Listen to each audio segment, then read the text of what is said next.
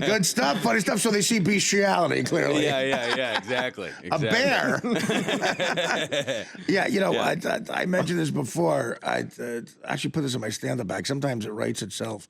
I read in the paper a couple weeks ago in Long Island, a guy, true story, got convicted of raping 4 of his pets, like 2 cats and a dog, and one of the pets that he raped was a parrot. And I said, if you're gonna bang an animal, why bang the one that could tell somebody? Exactly. But it could testify, a parrot. So you play a cop. This looks like a fun show. No, we play EMTs. Yeah. Oh, EMT. You look like a cop. Yeah. So EMTs. I've needed their help in the past.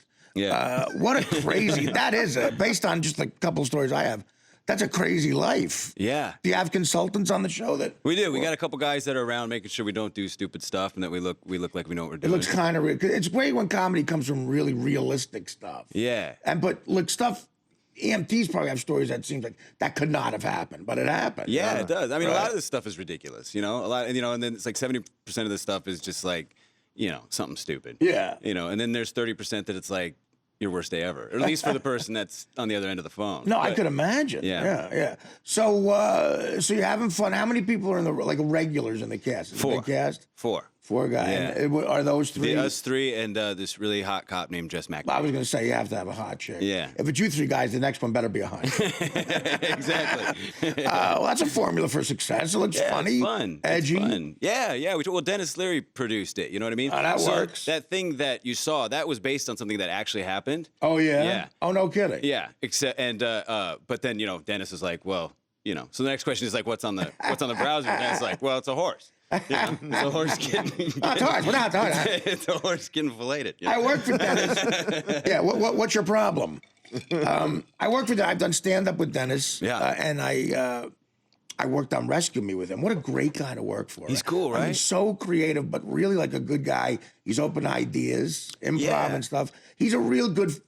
He's an example of an executive producer like that you want to have around. Yeah. He's a real good comedic force. Totally. Yeah. And he's an actor. And so great actor. Yeah. So he speaks to, and he's a writer and he's a producer and he's a director. So he's multi-talented. Can spin guy. all those plates at the same time. And exactly, like whatever's funny floats with the guy. So he'll pitch you an idea and you try it. And then if something else comes out and he goes, oh, no, try that. Right. And then you try that and it's like, he might like that better. So do you switch around? Like how much of that, like yelling out bear? Like how much of that was just do one take where you just go nuts and improv? Yeah, well, that was. I think that it just kind of got bigger and bigger and bigger until somebody finally was like, "Hey, pump the brakes, guys." But hold it off with the bear. Yeah, easy. But we do like 4 according to Hoyle, and then they're like 3. Now just crack each other up. But that's better with actors, comedic actors, especially if you got a comic or whatever, an improv guy. There should be a couple takes where look, go nuts. We'll reel you back. Just go crazy. You know? And it's been fun, and they and they shoot in like 3s and 2s and stuff like. So if everybody's in a single all the time, that's hard to edit. Yeah. But if you've got 2 or 3 people on in a frame at a time, then people can bounce around. And comedy works better that way. Those old time sitcoms were all shot like that. There's never a close up. Yeah. It's always just like a play. Just shoot it. Yeah, exactly. What's the time slot you got? We're 10 o'clock. This Thursday in USA after Suits, after the premiere of Suits. That's a big show, right? Yeah, after the season premiere of Suits. 10 o'clock's good because you get away with more stuff. Exactly. Yeah, and USA's really it's the first show this Thursday, right? Yeah, this is our premiere. This Thursday. Yeah, so we're all running around trying to get the word out. Thanks, dude. Yeah. It's a big deal. So it's shot in L.A. You grew up in Iowa. Chicago. Oh, it is. Yeah. So did you live there the whole time? Yeah. How many months did they? 2 months. We shot 10 episodes in 2 months. We were doing 4-day episodes. That's a lot, man. Yeah, we're banging it out. But they go so fast. I mean, we shot like 15 and a half pages at a wedding with 85 extras in like 12 and a half hours. And I don't know if folks aren't in the that's like difficult to do. Well, but to put it in perspective, an average movie, you shoot 2 pages a day. Yeah. 2 pages of dialogue a day. So 15 and a half, and that could be a 15-hour day. 12 and a half hours, 15 and a half pages. You're moving. Yeah, dude, it's quick. Because the director, everybody's got to switch. The technical guys, forget the actors. You got to move around the lighting and everything. It's like shooting an indie. I mean, I don't think whoever's budgeting this at USA would agree, but for us, it feels like it hums. Much props to them. They shouldn't be upset with hearing that because it looks amazing. Yeah, the technology nowadays. It looks it looks like it's an HD or something. It looks unbelievable, right? Yeah, man. We're excited. Well, so you grew up in Iowa. Yeah. And you decide you want to get into show business when you're in college. When I was in 6th grade, I did a play. But then, as I got older, I kind of got more into it. And then I had a teacher once be like, he's like, hey, this guy might be able to make a living at this someday. And so I was like, eh. And then I started reading books, kind of watching old movies. And then you said you moved from Iowa though to Boston. Yeah, when you were in college. Yeah, I went to the University of Northern Iowa for 1 semester studying theater, and I was just like, I don't know. Let's just do this for real. Yeah, so I got me and my buddy got in the car, kissed the moms and girlfriends goodbye. Right. And drove to Boston, lived out our car for like a month, and then got a job at like a deli in Quincy. See, that would be me. It was so much fun. That would be, well, it was me essentially, although I never made it to college. But if I was in college studying acting or even business or something like that, after 1 semester, I go, why don't I just go out and do this? I think so. Why am I paying money to learn business or acting?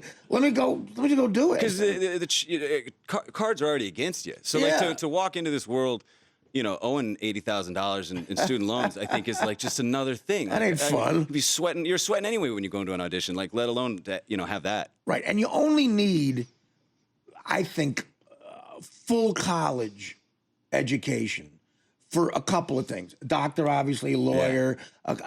Some sort of science or whatever. But for acting and business, like, okay, I get it. Let's move. Yeah. Let's start making some money. Yeah. I mean, I have to qualify it a little. I did go to the American Academy of Dramatic Arts for 2 years. Good for you. It was like a conservatory. See, but that's good because that's worth it. Because if that's on your resume, you get work. Yeah, it was a specific acting college. Didn't have to study math.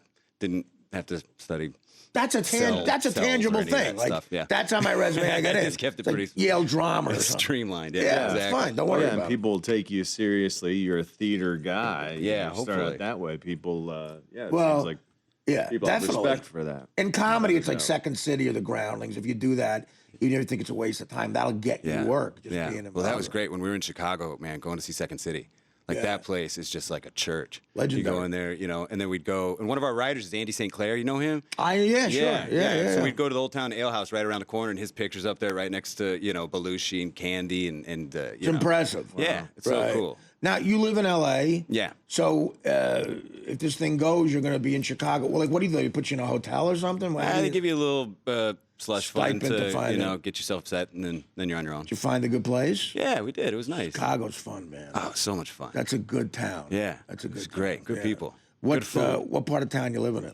We're in Streeterville. Yeah. Dan, is that fun? Dan's a Chicago guy. Yes. Yeah? Dan's been a Chicago guy. He's good friends with everybody. Yeah? Just a big name. Bill Murray, you got it. Everybody.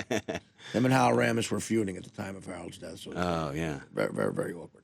That is as fun as a town gets, man. I love it. Yeah. I never got a chance to stay longer than a weekend doing stand-up. Oh, is that right? Yeah, I do. I do like it a lot. You go to Wrigley and all that stuff. You get out. Went to Wrigley once. It's fun. Yeah. It's the greatest. Wrigley, I feel, is such a unique experience because all these people are there. It's sold out. They're cheering, and the team is just getting their ass kicked. Absolutely. Yeah. But the bullpen is on the side of the... Right. Which was cool. It's right there. Yeah, right on in left field. Well, if you guys do well enough, third base line. If you guys do well enough, become a Chicago sort of institution, you'll get the sing the "Take Me Out to the Ball Game." Yeah, Do that whole thing. That'll be fun. The hot broad will probably be first. But Yeah, I hope so. Yeah, you'll be. We'll get more viewers. What do you do in Iowa for like professional sports teams? Who do you root for? We wrestle in Iowa. Yeah. But Really? we also Chicago probably, right? Chicago, yeah. Cubs? Grew up being a White Sox fan. My dad took me to Comiskey growing You're up. a White Sox guy, Bears okay. fan, yeah. That's what I was saying. I would assume Iowa kids are Chicago sports fans. Yeah, or Minnesota. There's a couple Green Bay guys. Minnesota. Well, there you go. So now you got a real rivalry, Green Bay and Chicago, Yeah, exactly. in the same high school. See, that makes fun. Yeah. It does. Yeah. Here it's like Mets Yankees is kind of, but I got a feeling the Green Bay Chicago thing is intense.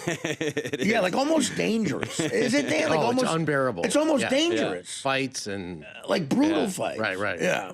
Yeah. Does everyone really wrestle in Iowa? I mean, I know they're great schools. for Corn wrestling. fed, man. We're good at it. I mean, Did you I wrestle? wasn't. Yeah, I wrestled once. Literally once. I went out for the team, and the only reason I wrestled is because the coach was like, "Who hasn't wrestled yet?" And me and Luther Hill raised our hands, and so he was like, "All right, you're wrestling at the meet." And so I spent the whole time on my back. It's based I got on a good view of the rafters. And I was like, maybe I should audition for the play. It's based on who the singlet fits. Yeah, that's a sport. Crazy sport, right? I got only sport you could have your face in a guy's ass and be winning. Exactly. You're winning, even though your face is in the gluteus maximus. Yeah. So you just did that once. You decided I'm acting. Yeah, I wasn't any good at sports. I wasn't very good at it. Did you ever try stand up or anything like that? Or no, that terrifies me. I mean, that's like such an art, I mean, what we get to do, there's this wall, it's all happening between you and me, you know what I mean? To engage a crowd like that. But what we did do is we went to the TCAs, and which is like all these reporters out there. Right. It's like this whole thing. It's this really big dark room in Pasadena, and everybody's kind of been there for days, and everybody's cranky. And we go out there with Dennis. Right. And they're all nervous about how we're going to work the crowd and everything like that. So we go out there with Dennis, and we had to do media training beforehand. Don't say this, say this, blah, blah, blah, blah. He's a master, yeah. And he's like, I'm not going to go to that. And the next morning we get up, and he's like, did you do media training? And we're like, yeah. And he's like, forget all that. Watch this. And he goes out, and I got to sit right next to this guy and look at this whole dark room, and I just watched this guy work a room. Yeah. It was like fascinating. I mean, just to see him take all these kind of sleepy folk and just have them, busting a gut. Well, when the time's right, that's the greatest rule, especially for comedy, is just break the rules. Just whatever they tell you to do, just do the opposite. That's great. Especially in something like that, because that's the only way that you'll get noticed, and you're not like just a typical just boring interview. Right. Like try to the guys who will remember are the guys who rebel against all that crap. Right. Like you mention media training. Give me a break. It was pretty wild. I mean, I'll accept people's real training because I need it. I'm heavy set. But media training, and Leary is the ultimate rebel of and this show seems rebellious, so it works perfect. Yeah, hopefully. But I mean, it's definitely new for USA. You know what I mean? They haven't talked about horse penises before. I don't think. I don't know. Have they? Pick up some old monk episodes. You'll see a lot of horse penis stuff. We're gonna take a break. Again, the show is Sirens. Back with more Michael Mosley after this. The Artie Lange Show, weeknights on Audience, only on DirecTV.